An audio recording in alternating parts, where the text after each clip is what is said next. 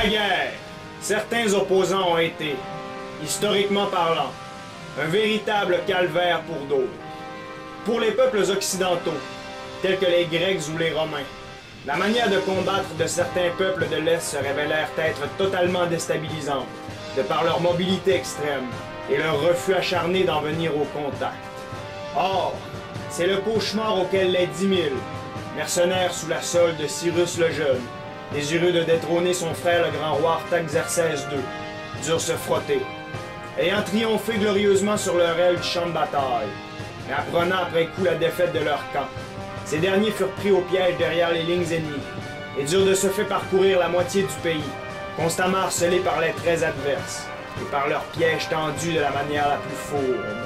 Plusieurs siècles plus tard, un autre général, romain cette fois, Crassus, trop sûr de lui, et emporté par le désir de richesse, tomba dans un immense piège similaire, celui de Carrhae, et qui passa à l'histoire comme étant un des plus grands désastres jamais connus par Rome.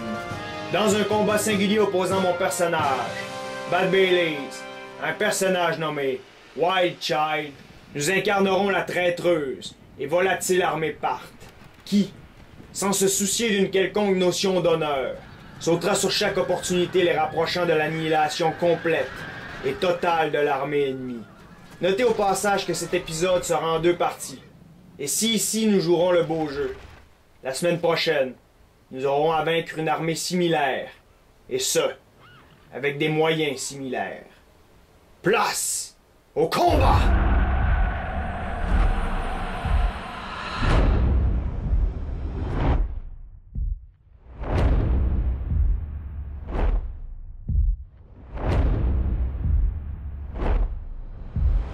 Bon alors, comme à notre habitude, observons les unités en présence, en commençant par celle de mon opposant. Cependant, je tiens avant tout à préciser que bien qu'aujourd'hui, on va faire un affrontement qui peut éventuellement ressembler à la bataille de Carrhae. En réalité, ce qu'on voulait recréer, c'est davantage un affrontement typique entre des forces parthes et des forces romaines. Puisqu'historiquement parlant, il y a eu plus d'un affrontement entre ces deux factions. Et vraiment, ça faisait longtemps que je voulais faire une bataille opposant celle-ci. Cependant, notez au passage qu'aujourd'hui, véritablement, je vais avoir le beau rôle. Parce que la bataille, soyons honnêtes, elle ne sera pas vraiment égale. Puisque une force parthe très bien utilisée va vraiment vaincre à tout coup une force romaine, si bien utilisée soit-elle. Et ça, c'est pour la simple raison que leur manière de combattre implique nécessairement un refus du contact. Alors que là où les Romains tirent leur force, c'est justement au niveau du contact. Et c'est ici que les Parthes vont tirer leur force, c'est-à-dire qu'avec leurs nombreux archers et leurs nombreux archers montés, comme on va pouvoir le constater, ils sont capables avec leur grande mobilité de faire un harcèlement constant de l'armée ennemie. Et ça, c'est vraiment en subissant des pertes minimes. C'est donc aussi pour cette raison que l'affrontement va être en 2 parties. Si aujourd'hui, comme je l'ai mentionné, j'ai le beau rôle, la semaine prochaine, je vais devoir me battre contre une armée similaire, avec des moyens similaires. À propos des règles pour l'engagement d'aujourd'hui, c'est sûr que pour chacune des factions, les règles ne seront pas les mêmes. Mais vraiment, ça c'est dans le simple but de faire en sorte que l'affrontement reste historique. Et d'ailleurs, à ce propos, la semaine prochaine, les règles vont être totalement identiques. Les règles côté romain, c'est pas d'artillerie, maximum 4 unités de cavalerie, maximum 2 unités d'archers et une obligation de prendre un des générales montés proposés par la faction. Du côté parthe, les règles vont être pas d'artillerie, minimum 7 unités de cavalerie et maximum 8 unités. C'est donc qu'on a le choix vraiment entre 7 ou 8 unités de cavalerie. Et ça, c'est pour nous forcer à en prendre beaucoup puisque la faction parthe en avait énormément. D'autre part, tout comme pour la faction romaine, il y avait une obligation de prendre un des générales montés proposés par la faction.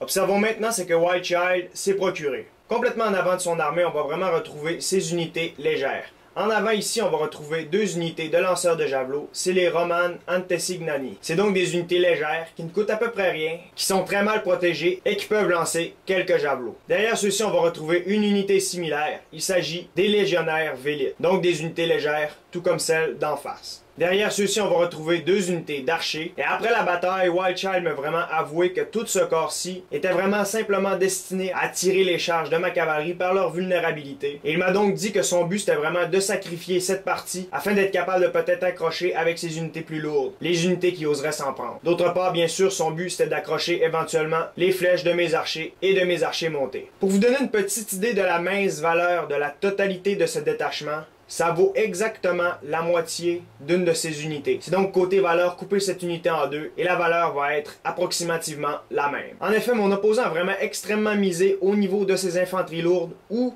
il a effectivement choisi des unités d'élite pour constituer son corps. À titre de première ligne, on va donc retrouver 6 unités des Légions 12 des Yotariana. Ça, c'est des unités qu'on a déjà vues dans un épisode précédent, et vraiment, ces légionnaires sont de grande qualité. Mais pas autant de grande qualité que les 2 unités qu'on va retrouver derrière. Il s'agit des vétérans des Légions 12 des Yotariana, et c'est donc que ces unités sont à peu près 2 fois plus solides que celles qui les précèdent. Derrière ici, on va retrouver 2 unités des Triarii républicains. C'est donc des unités tout ce qu'il y a de plus basique côté romain. Derrière ici, on va retrouver son général. Et pour l'occasion, on pourrait dire éventuellement que c'est Crassus qui est tombé dans le piège Sparte. Et notez qu'historiquement parlant, sa journée a bien mal commencé pour lui et pour les légions romaines. En effet, en sortant de sa tente le matin, au lieu de s'être équipé de la pourpre du général, par mégarde, il a sorti de sa tente à la vue de ses soldats, vêtus d'un habit noir, ce qui a été perçu par les nombreux soldats qui l'ont vu comme un très mauvais présage de la journée qui allait suivre. D'autre part, il y a une multitude d'enceintes romaines plantées dans le sol autour du camp qui ont été extrêmement difficiles à sortir de terre. Et ça, vraiment, c'était une chose qui était improbable. Et encore une fois, ça a été perçu comme un très mauvais présage. Pour terminer, présentons la cavalerie de mon opposant. Ce dernier s'est procuré les terribles Ala 1, Gallorum et Pannoniorum. Ça, c'est des unités de cataphractes, les véritables tanks de l'Antiquité.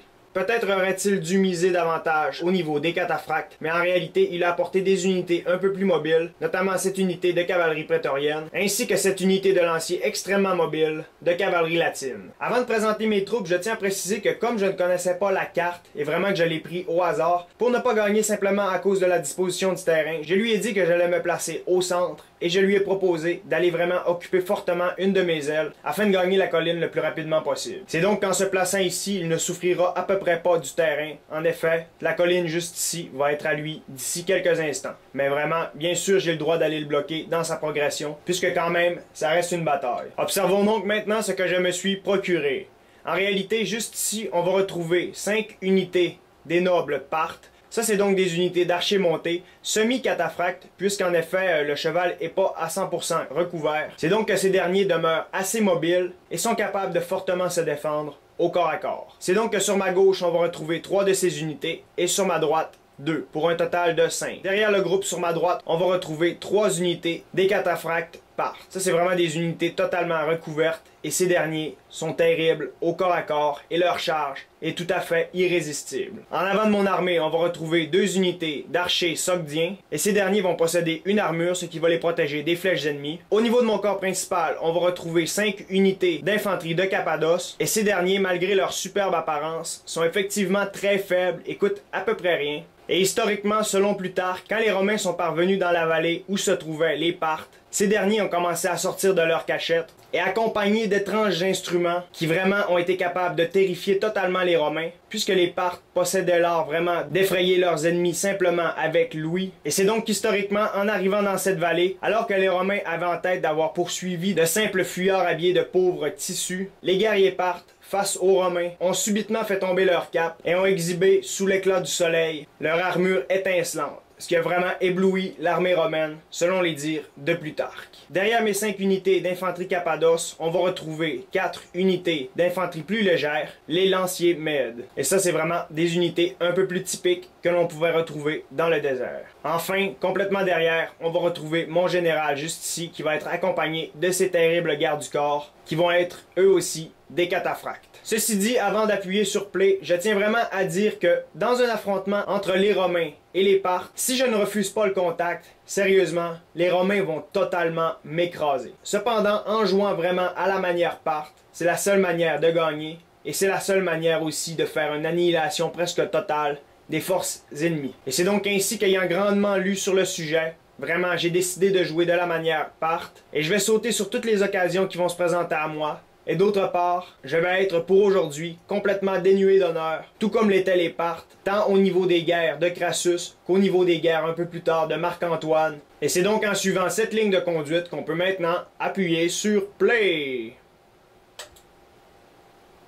Et c'est donc qu'en premier lieu, très rapidement, on peut constater que l'armée romaine va se mettre à avancer en direction de mon aile droite. Alors je ne perdrai pas de temps et je vais commencer à faire avancer tranquillement mes unités en direction de mon opposant. à ce niveau-ci, je vais commencer à le contourner sur sa droite. D'autre part, je vais réaligner à ce niveau-ci mon corps principal. Mais surtout, je vais tâcher de brimer sa progression avec mes unités d'archers qui vont commencer à le harceler. Mais cependant, je vois bien que mon opposant possède lui aussi des flèches et va être capable de retourner mes tirs. Cependant, je suis vraiment content puisqu'en agissant ainsi, j'ai déjà été capable de stopper la totalité de son corps d'armée. Et c'est donc ainsi que ce dernier va poursuivre son harcèlement contre mes cataphractes. Pendant ce temps-là, je vais donc replier 2 unités de cataphractes vers mon corps principal. De ce côté-ci, je vais me mettre à courir pour aller flanquer mon opposant. Mais surtout, avec mon autre unité de cataphractes, je vais sans plus attendre ordonner une charge de la totalité de ce corps contre les unités ennemies. Et alors que ce dernier est en train de me harceler, mon opposant m'a avoué après coup qu'il était certain que j'étais en train de tomber dans son piège, puisqu'en effet, il se laisse totalement marcher dessus à ce niveau-ci, et son but c'était vraiment d'accrocher mes unités lourdes dans ses filets, afin que juste derrière, ces unités plus lourdes puissent m'abattre avec leur pilum.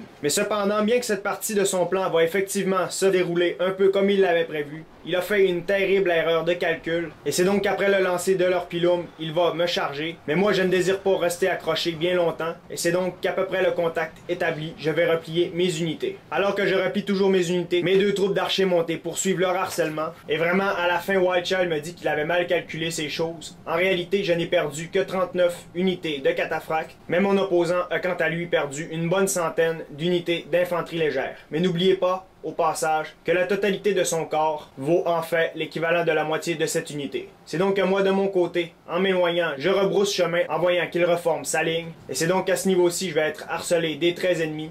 Et alors que tout cela se passe, mes 3 unités d'archers montés qui étaient sur ma gauche commencent à harceler le flanc droit ennemi. Et c'est donc qu'avec mon unité de cataphracte, cette fois-ci, la charge a été cependant un peu moins payante. En effet, j'ai perdu 10 unités contre un peu moins d'une trentaine d'infanterie légère ennemie. Pendant ce temps-là, j'ai donc été capable de réangler mes lignes. Et c'est donc que je me résigne à l'attaque et que j'avance vers les lignes ennemies. Alors que tout cela se produit, mes unités de cataphracte sont toujours harcelées des 13 ennemis. Et à ce moment, depuis le début, j'ai perdu 52 cavaliers. Mais ça, bien sûr, c'est sans oublier ces autres unités qui sont morts. Ça, c'est des unités d'archers montés. Et de ce côté-ci, je vais donc poursuivre mon harcèlement en tournoyant autour de l'armée ennemie. Et tout cela se passe alors que dans le bas, juste ici, j'ai été capable d'attirer durant quelques instants une unité de cavalerie ennemie qui dès lors s'est repliée après avoir subi plusieurs flèches. C'est donc qu'alors que la tempête se lève, le but de mon ennemi vraiment c'était de me faire perdre une grande quantité de flèches de ce côté-ci, mais au bout d'un instant, il voit bien que la chose ne paie pas vraiment, et c'est donc qu'il va devoir se résigner à attaquer. Parce qu'en effet, vraiment, son corps principal est extrêmement puissant, et avec ce dernier, il serait capable de broyer mon corps principal sans problème. Alors donc que ses troupes avancent ici, moi je me suis amusé dans ses rangs et j'ai fait entrer en déroute 2 unités de ce côté-ci. À ce niveau, cette unité est en train d'absorber mes flèches. Et Wildchild m'a vraiment dit à la fin qu'il voulait me donner confiance, faire en sorte que j'approche mon corps principal afin d'à son tour se lancer sur ce dernier une fois que je serai plus près. Dans cette optique, bien sûr, son plan a fonctionné, mais je vais être capable de m'adapter. Et à date, je me sens vraiment pas pris au piège par ce dernier. C'est donc ainsi qu'alors que son armée avance juste ici, j'ai créé une menace extrêmement tangible avec mes 3 unités d'archers montés. Et c'est donc ainsi que la petite butte va bientôt appartenir aux Romains de ce côté-ci, alors que toujours il y a un échange de flèches entre nos 2 factions. Moi de mon côté, je vise les cataphractes ennemis. Pendant ce temps-là, je tente de réorganiser ma cavalerie de ce côté-ci, et de moins en moins, je possède de flèches, puisque j'en ai tiré des masses au niveau des unités d'infanterie légère ennemies. Ce qui est en quelque sorte un succès de Wildchild. Derrière les lignes ennemies, donc, j'harcèle toujours les unités qui sont sur mon passage. Mais bien sûr, ça, c'est pas sans subir le terrible harcèlement des flèches ennemies. C'est donc qu'en réalité, le corps principal de mon opposant demeure tout à fait intact. Et vraiment, son armée est une force redoutable.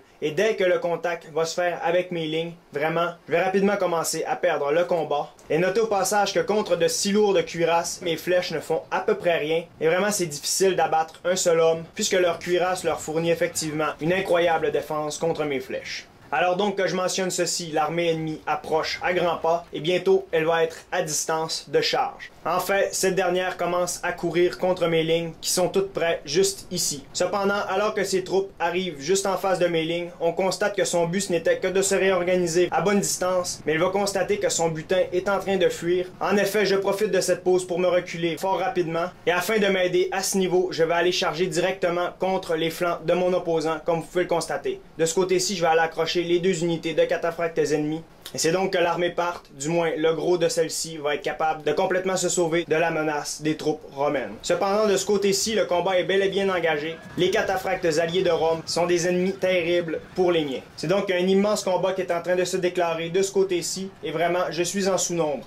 De ce côté-ci, je vais donc tâcher de me décrocher le plus rapidement possible. Mais juste ici, la troupe de cavalerie prétorienne va venir foncer sur mes flancs. Alors que le combat se déroule juste ici, de ce côté-ci, je décroche mes troupes. Et à ce niveau, vraiment, je recule toujours mon armée. En fait, je commence à constater qu'il y a une partie des troupes romaines qui commence à s'angler de ce côté-ci, et qu'il y en a une autre qui représente à peu près la moitié de la totalité de l'armée romaine, qui s'angle vers le gros de mon armée. C'est donc qu'au niveau de cette séparation, je suis en train d'y voir une opportunité, mais alors qu'ici j'étais jusque-là en sous-nombre, j'ai rapatrié mes unités d'archers montés qui vont venir vraiment charger dans le dos de mon opposant. Mais cependant, le manège se répète du côté romain, et ces derniers vont venir eux aussi me charger dans le dos. En voyant l'ampleur du désastre qui est en train de se produire, ce dernier va apporter aussi des unités d'infanterie. C'est donc que cette escarmouche mineure va se transformer en combat majeur qui engloutit la presque totalité de ma cavalerie. Entre-temps, voyant ces forces complètement scindées en deux, donc il y a une grande partie de ce côté-ci, moi j'ai décidé de cesser de fuir et je vais donc charger contre mon opposant. En effet, parvenu en face de mon armée, ces unités sont complètement désorganisées et c'est donc que je vais charger une à une ces dernières et je vais tenter de les bloquer. Mais cependant, je sais très bien que mes unités ne font absolument pas le poids contre ces unités de Deiotariana et c'est donc ainsi que je vais devoir absolument faire vite de ce côté-ci afin de venir leur charger dans le dos au niveau de mon corps principal. C'est donc qu'à date, mon corps est en train de subir l'assaut ennemi et c'est donc qu'en voyant ce corps complètement isolé, je vais vraiment tourner la totalité de ma cavalerie. De ce côté-ci, je vais me décrocher pour refaire une charge dans le dos. Et de ce côté-ci, je ne comprends vraiment pas pourquoi, mais vraiment, au premier choc, la Légion 12 Deiotariana a complètement éclaté. Cette dernière est immédiatement entrée en déroute. C'est donc avec cette partie de mon corps, je vais tenter d'envelopper mon ennemi, ou du moins le bloquer le plus longuement. Dans le dos de mes ennemis, au niveau du combat de ma cavalerie, je poursuis le harcèlement à distance avec mes flèches, et vraiment, ce dernier va subir une véritable pluie de la part de mes archers montés. Voyant que ma centaine de cataphractes devrait être capable de tenir, je vais vraiment prélever ces 2 unités afin que celle-ci aille au niveau de mon corps principal. En fait, il y a une autre unité juste ici et je lui ordonne de charger de ce côté. Et tout cela se passe alors qu'avec mes archers, j'attaque son général avec une pluie de flèches de la manière la plus traître possible. Alors que le combat de cavalerie se déroule toujours ici, ce dernier qui est juste là n'a absolument plus aucune place où aller. Et vraiment, je suis en train de l'entourer avec ma cavalerie. Et c'est donc que ce dernier, si c'est Crassus, est complètement fichu derrière les lignes parties. Mais tout cela est bien, mais en réalité, de ce côté-ci, je suis vraiment en train de me faire écraser sous la puissance romaine. Et c'est pour cette raison que je vais devoir lancer sur les flancs ennemis mes dernières réserves le plus rapidement possible. Alors que je mentionne ceci, Crassus vient tout juste de trépasser et s'évite de ce fait le supplice de l'or fondu en pleine gorge. Et c'est donc à ce moment-ci que je décide de donner mon grand coup. En effet, je vais commencer par réorganiser une grande partie de ma cavalerie derrière les lignes romaines, et alors que le combat fait rage sur une grande partie du front et que mes troupes peinent à tenir l'assaut romain, comme vous pouvez le constater juste ici derrière, on voit une charge qui est en train de se produire. Et c'est donc ainsi que je vais commencer par charger où mon opposant est le plus faible, c'est-à-dire au niveau de cette unité complètement isolée. En effet, cette unité va subir une grande pression de la part de ma cavalerie qui va venir se rabattre dans son dos. Alors celle-ci va complètement se faire massacrer, mais quand même, elle va être capable de résister à ce premier choc. Et c'est ici qu'on peut constater la véritable valeur de ces vétérans de la Légion 12 Deiotariana. Et c'est donc que le massacre est très grand pour les Romains en ce jour de l'année 53 avant notre ère. Alors que tout cela se passe, ma cavalerie tient toujours bon, et cette fois vraiment, le combat de ce côté s'est véritablement transformé en combat de lambeaux d'unité. C'est ainsi de ce côté que se joue la victoire, et vraiment mon opposant n'a à peu près aucune chance. Alors pour montrer une fois de plus le côté extrêmement traîtreux de la cavalerie parthe, je ne fonce même pas contre les arrières. En effet, cette dernière n'ose même pas toucher aux Romains. Elle préfère bien davantage les harceler de leurs traits, et c'est pour cette raison que ces derniers, complètement démotivés, vont rapidement entrer en déroute. Historiquement parlant, les Romains ont donc tenu bon lors de Carrhae, mais au courant de la journée, alors qu'ils espéraient que les flèches partes allaient bientôt s'amenuiser, Crassus a aperçu au loin une multitude de chameaux qui étaient vraiment remplis de flèches, et c'est alors que cette nouvelle s'est sue que le moral romain s'est complètement mis à sombrer, et c'est ainsi que la bataille de Carrhae fut un des plus grands désastres jamais connu par Rome.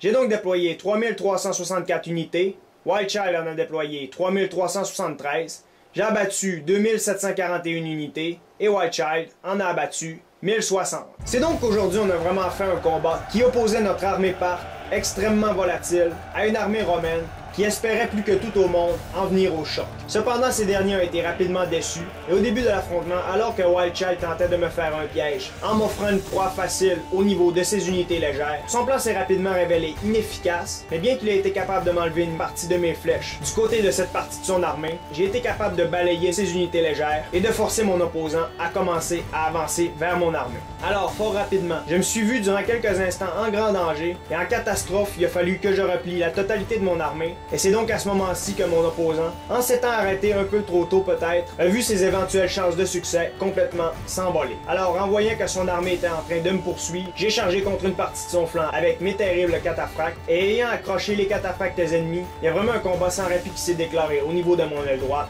et ce dernier, parti d'une escarmouche, a évolué en combat majeur. Voyant la complète désorganisation dans les lignes ennemies, j'ai décidé de faire une supériorité numérique et de charger avec mon corps principal contre la moitié de l'armée ennemie qui se trouvait en face de moi. Alors que je n'avais aucune chance dans un combat à long terme, mon but c'était plutôt d'accrocher le plus longuement possible mes ennemis de ce côté, alors que je prélevais, du côté du combat de cavalerie, quelques unités d'archers montés qui pouvaient éventuellement venir charger dans le dos de mes opposants. Fort rapidement, j'ai vu une opportunité dans le général ennemi, et de la manière la plus traître, les archers-partes ont commencé à cribler ce dernier de flèches, et au bout de quelques instants, suite à son trépas, les unités d'archers montés ont simplement changé de cible et se sont mis à attaquer le dos des puissantes légions ennemies. Alors, complètement démoralisé, et voyant les chances de victoire complètement évaporées, mon opposant, face à l'inévitabilité, a admis la défaite. Notez au passage qu'aujourd'hui, c'était la première partie d'un affrontement en deux parties, et la semaine prochaine, mon opposant va pouvoir connaître éventuellement sa revanche, puisqu'en effet, ça va être à son tour de contrôler l'armée de Parthe, et ça va être au mien d'affronter leurs terribles flèches. Mais ça, c'est une autre histoire. Et voilà,